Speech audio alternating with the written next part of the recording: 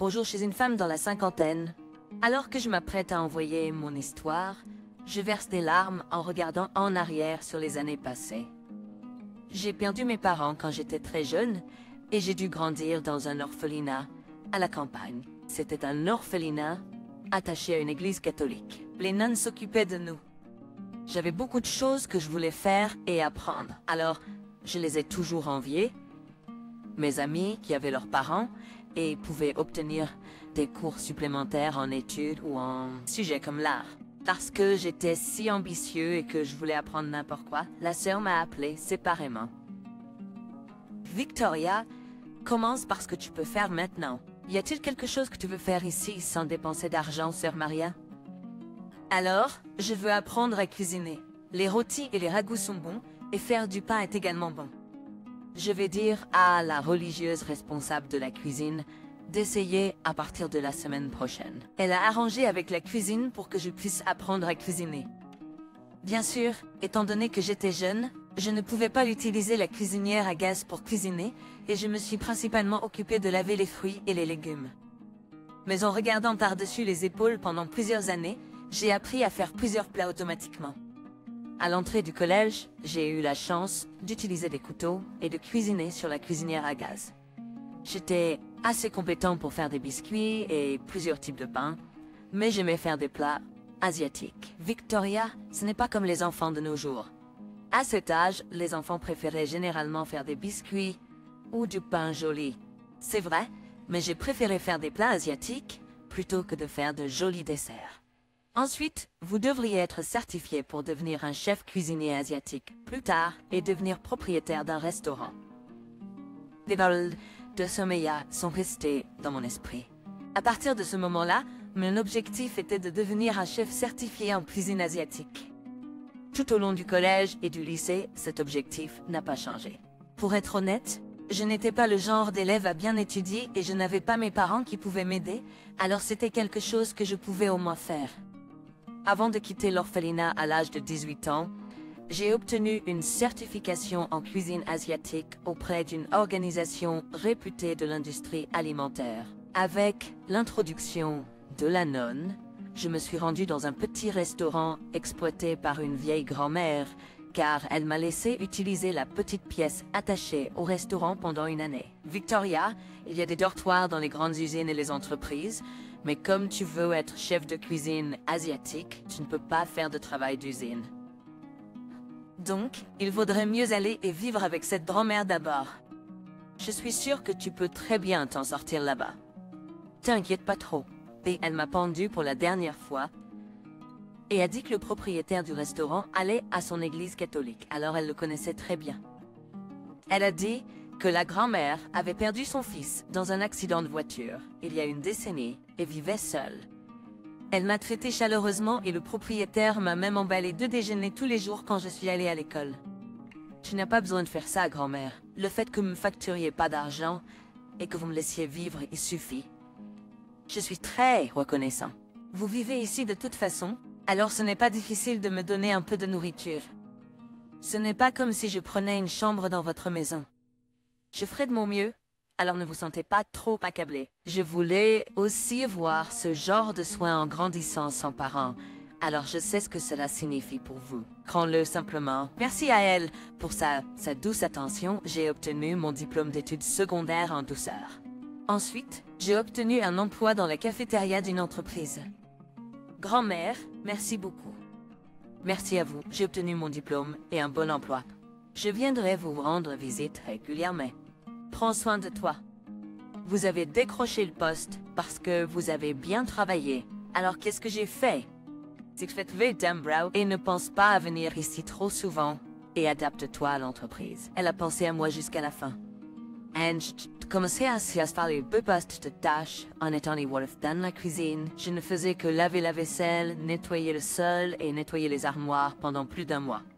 C'était quand même agréable de pouvoir gagner de l'argent et vivre de manière indépendante.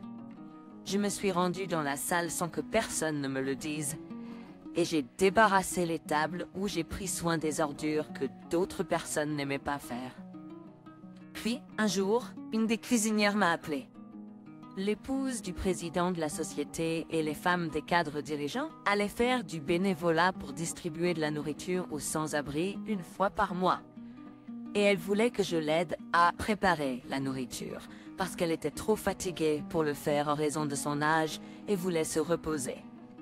Je pensais que ce serait mieux car je n'avais rien de spécial à faire le week-end à part rendre visite à l'orphelinat 1 ou 2 fois par mois ou aller voir grand-mère.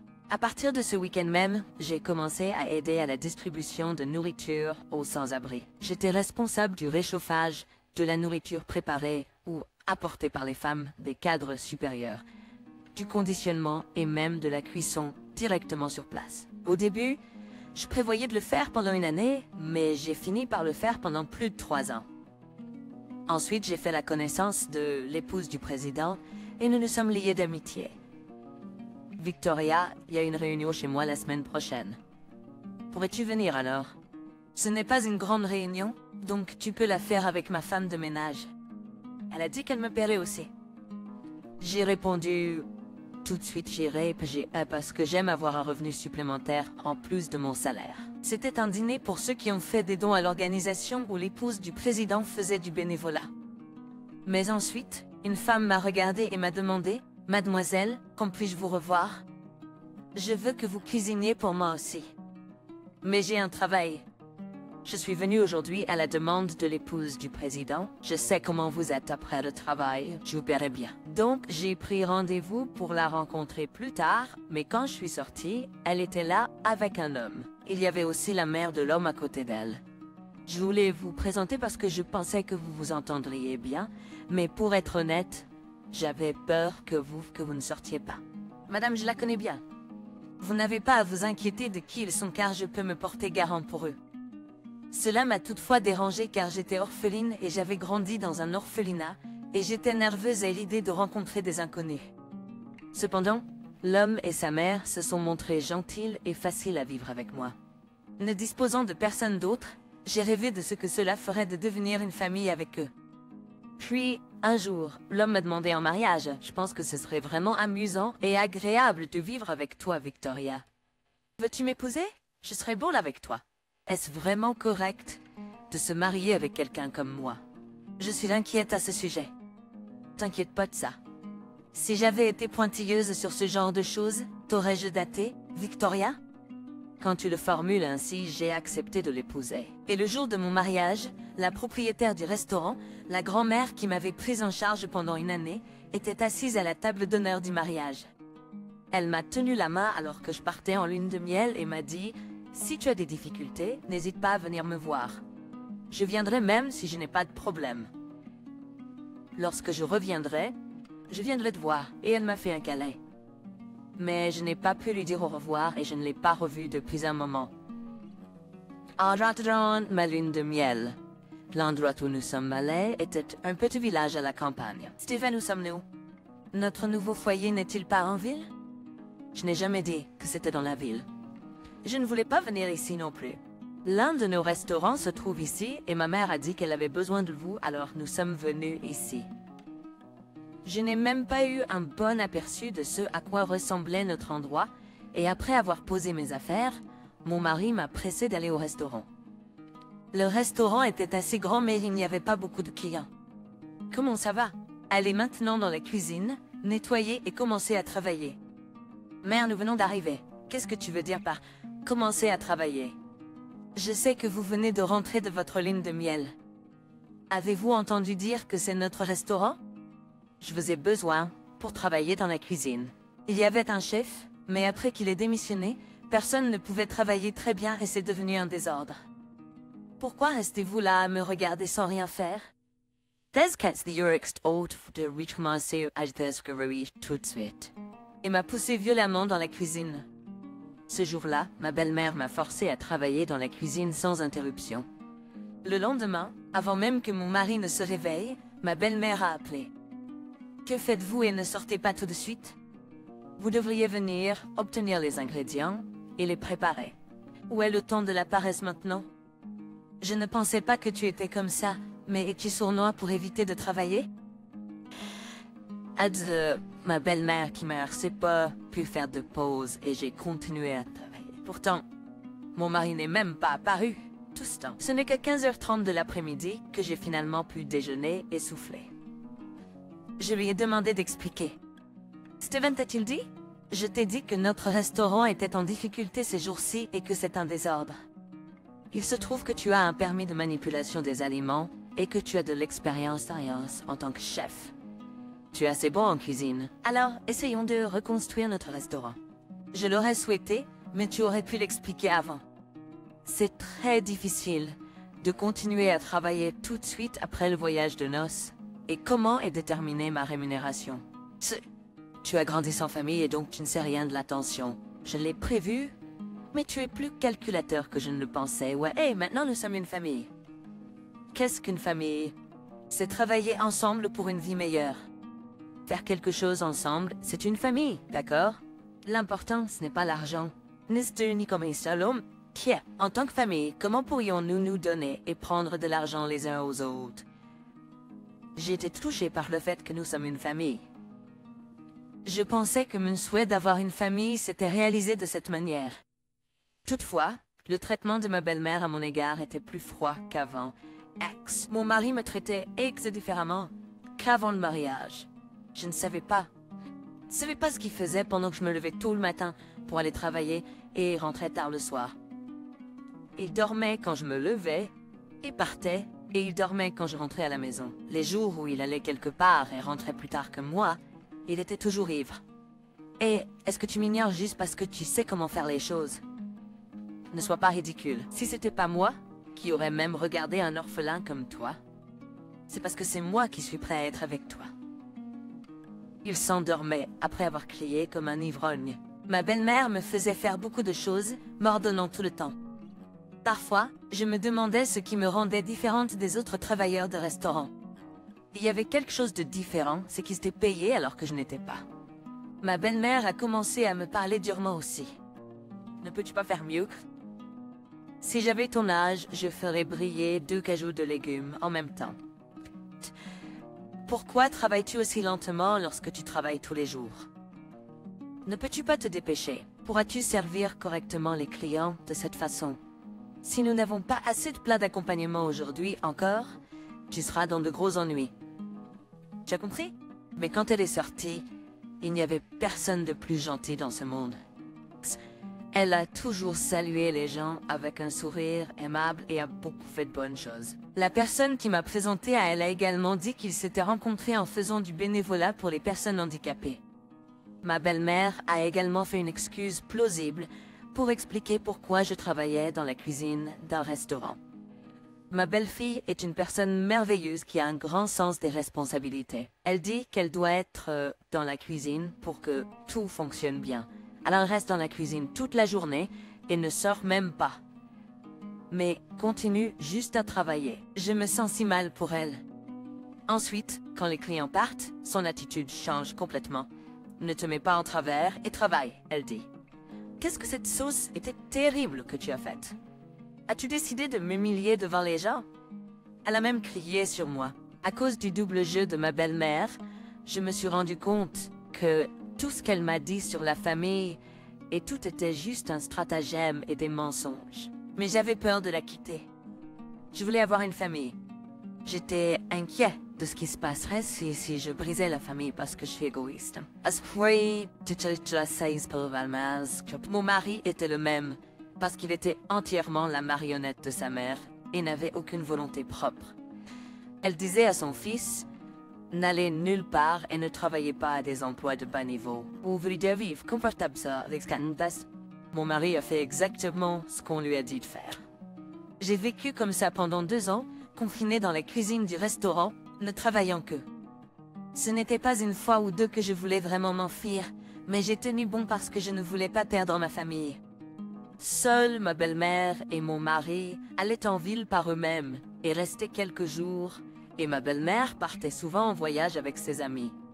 Et me restait pas ensemble avec ses amis. J'espérais que ma belle-mère et mon mari changeraient quand je donnerais naissance à un enfant. Mais j'ai complètement craqué quand une dame qui aidait en cuisine et qui était là avant moi m'a dit quelque chose de choquant. Victoria, elle a dit, vous êtes-vous mariée en sachant que votre mari ne peut pas avoir d'enfant? Depuis que vous êtes ici tout ce temps, cela doit être que vous le saviez, et vous vous êtes mariée quand même. Comment êtes-vous arrivé à ce genre d'endroit? Après avoir entendu cela, je ne pouvais plus le supporter. Je suis partie du restaurant, et je suis rentrée à la maison, j'ai fait mes valises et je suis partie. À ce moment-là, ma belle-mère était en voyage, et mon mari était sorti voir ses amis. Je me suis simplement embarquée dans un autobus express, et je me suis laissée conduire là où il allait. Lorsque je suis revenue à moi, je me suis rendu compte que je me trouvais dans la ville où j'avais vécu auparavant, le restaurant de ma grand-mère. « Est-ce toi, Victoria ?» m'a demandé ma grand-mère. « Comment es-tu arrivée? Ton mec n'est pas venu avec toi.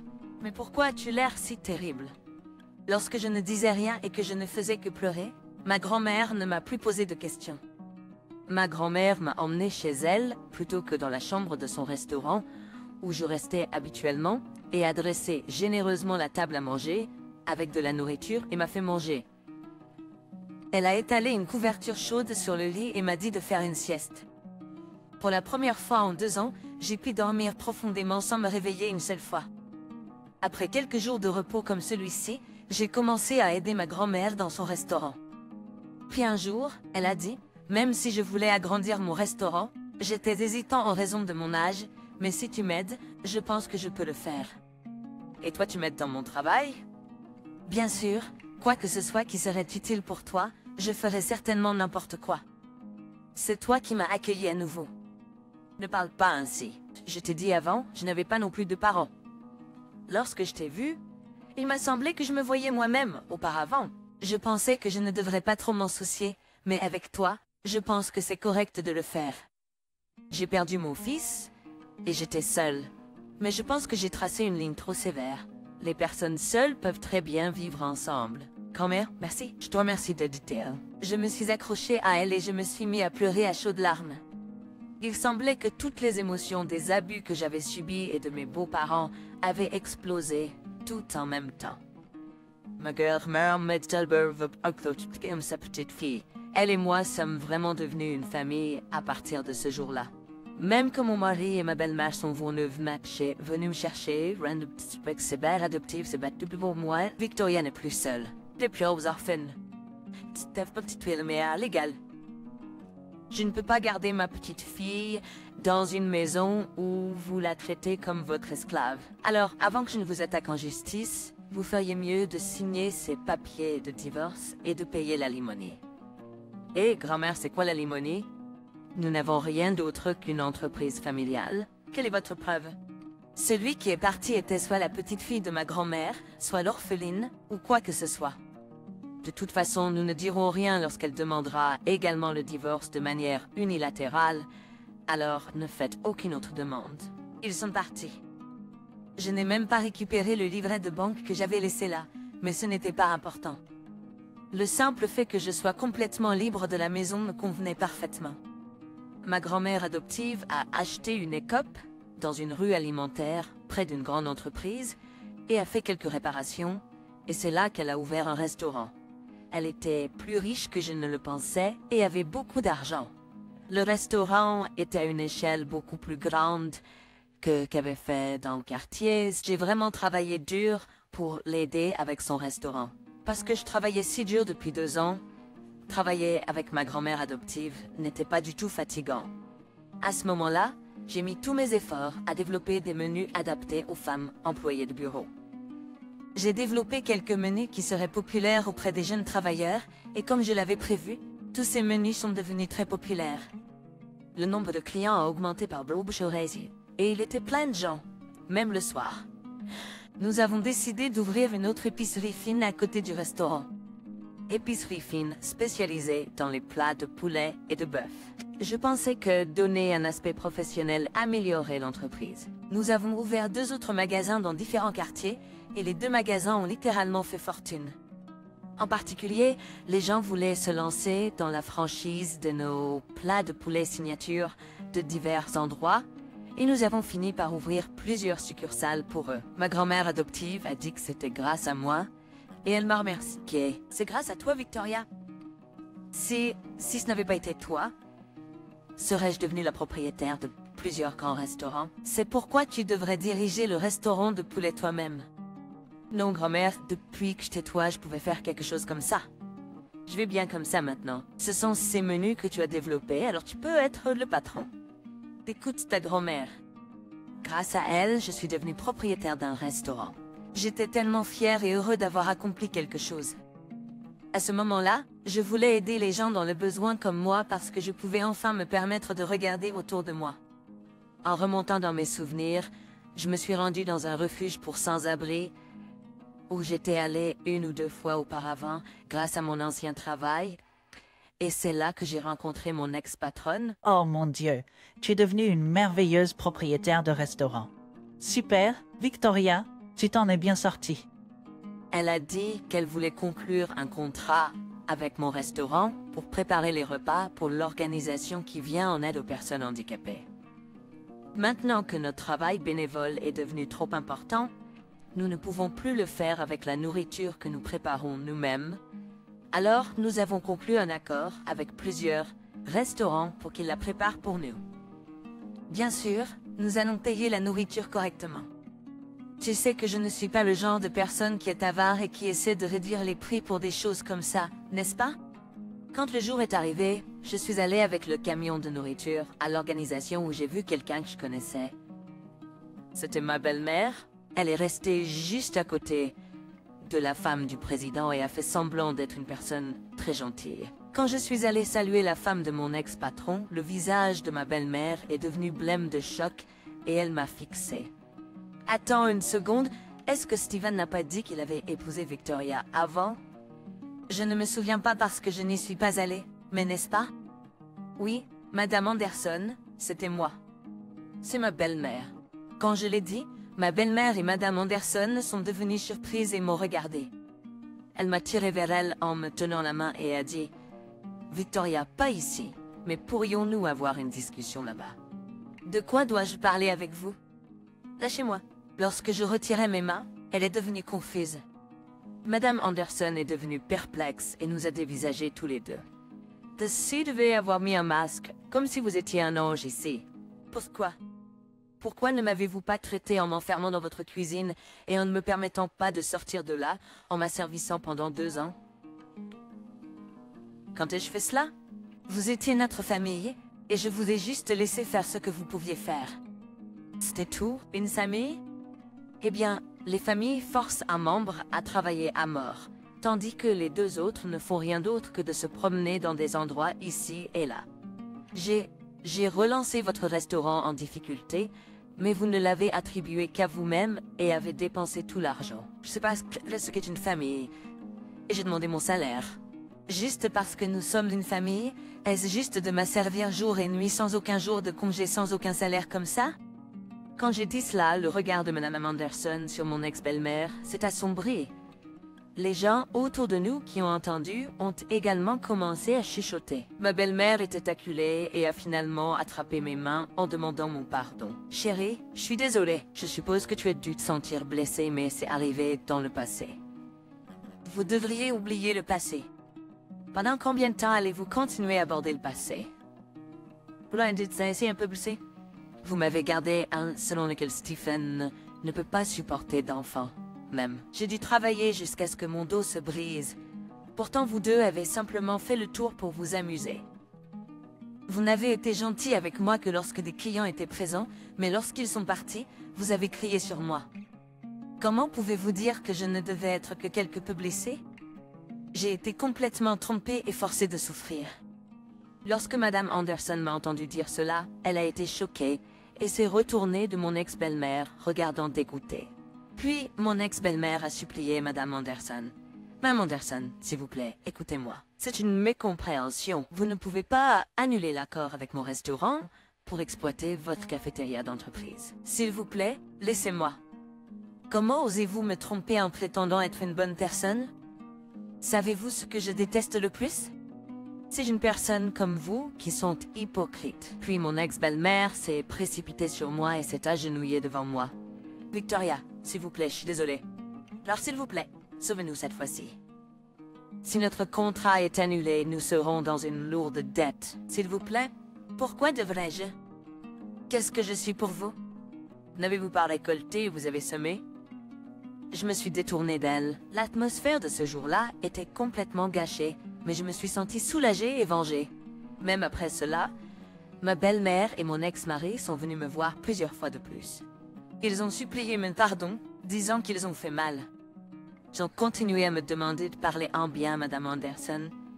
Ma grand-mère adoptive et moi avons refusé de les rencontrer. Et non, ils ont refusé de me rencontrer plus. Ils ont finalement été traînés dehors par nos employés. Le restaurant de ma belle-mère n'était plus en mesure de servir de la nourriture dans la cafétéria de l'entreprise. Comme elle avait emprunté de l'argent ici et là pour acheter des matériaux alimentaires et embaucher du personnel, j'ai entendu dire qu'elle s'était retrouvée dans la rue avec beaucoup de dettes. Même quand j'ai entendu cela, je n'ai pas ressenti de pitié pour les deux. Ils m'ont trompé pour aller dans leur restaurant en difficulté et ont profité de ma faiblesse de ne pas avoir de famille au nom de la famille. J'étais tellement en colère quand j'ai pensé à comment ils m'avaient asservi gratuitement. J'ai entendu dire que les deux sont allés quelque part loin, comme s'ils étaient chassés. Je n'ai pas eu de nouvelles des deux depuis. Il y a quelques années, j'ai rencontré une belle personne et je me suis remariée. Ma grand-mère adoptive est décédée et mon mari et moi, ainsi que ma fille, avons organisé des funérailles. Je lui manque toujours beaucoup, ma grand-mère adoptive. Sinon, ma famille va bien et les restaurants fonctionnent bien. Avec l'amour que ma grand-mère adoptive m'a donné, m'a été guérie. Je veux aussi travailler pour guérir les gens et avoir un impact positif sur le monde. Ma histoire se termine ici. Je remercie tous ceux qui ont écouté mon histoire.